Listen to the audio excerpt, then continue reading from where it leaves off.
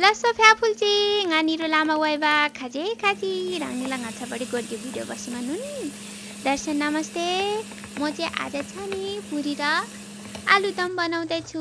मटर कोसा राखेर आलुदम बनाउँदैछु अनि पुरी बनाउँदैछु। मटर कोसा चाहिँ यहाँ पाउनु चाहिँ पाउँछ, कहिले कहिले पाउँछ फ्रेस चाहिँ, तर यो चाहिँ मेरो फ्रोजनमा ल्याएर राखेको मटर कोसा थियो। यो चाहिँ अस्ति नै हाम्रो जिन्सन जाँदाखेरि मेरो बहिनीले थिन्छ, बहिनीले चाहिँ नाना यहाँनिर मटर कोसा रहेछ तपाईँ लैजानु न भनेर भन्नुभएर अनि बहिनीले अनि किनिदिनु भएर राखिदिनु भएको थियो। अनि मैले चाहिँ ल्याएर फ्रिजमा राखेको थिएँ। चाहिने बेलामा चाहिँ आफूलाई कति कति चाहिने राख्दै तरकारी बनाउँछु नि त नि। अनि मिठो पनि साह्रै मिठो हुन्छ। अनि फेरि यो आलु चाहिँ फेरि रातो आलु हो, रातो आलुमा मटर कोसा राखेर बनाएको आलुदम त साह्रै मिठो हुन्छ।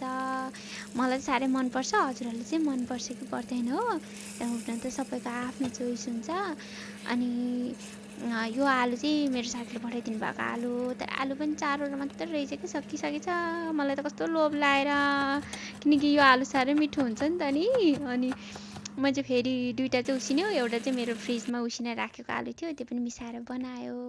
म चाहिँ मसलाहरू खासै धेरै राख्दिनँ, सादा नर्मल नै बनाउँछु तरकारीहरू। आज यो लाउङ सुकमेल राखेको त मलाई गन्दा फिटिक्कै मन पर्दैन, मेरो त खत्तम भएको छ बानी बेहोरा त। अनि पिठो चाहिँ मैले अगाडि नै मुछेर राखेको थियो। अनि दिदी पनि कामबाट आउनु भइसक्नु भएको थियो। अनि दिदीले चाहिँ पिठो रोटी बेल्न थाल्नुभयो। अनि मैले दिदीले चाहिँ सानो सानो बेल्नु है दिदी, किनकि यहाँ ताउ चाहिँ अलिक सानो छ, त्यसमै तार्ने हो भनेर भनेको थिएँ। अनि दिदीले सानो सानो बेल्नुभयो।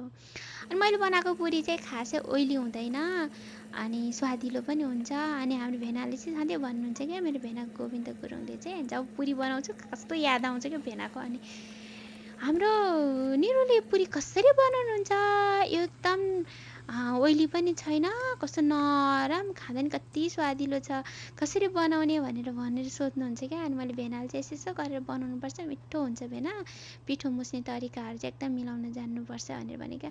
अनि भेनाले एकचोटि बिचारा बनाउनु पनि भएको थियो, सेम मैले जस्तो गर्नु भएर, अनि मिठो पनि भएको थियो। किनकि यो पिठो मुस्ने तरिकाहरू पनि जान्नुपर्छ क्या, पिठोको मुसाइहरू के पिठोमा के राखेर मुस्ने भनेर। अनि त्यो पिठो मुस्ना गर्न जान्यो भने चाहिँ मिठो हुन्छ।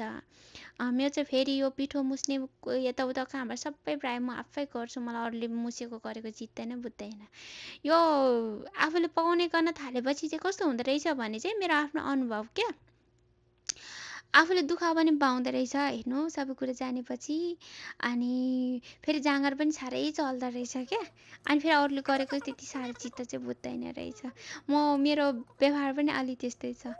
अनि हाम्रो भाउजूहरू आमाहरू सबैले भन्नुहुन्छ जाँगर चाहिँ कहाँबाट आउँछ है, हाम्रो नानीलाई भन्नुहुन्छ। तर जाँगर चाहिँ हुनुपर्छ है छोरी मान्छेमा, एउटा दुइटामा होइन, प्रायः सबै कुरामा हुनुपर्छ।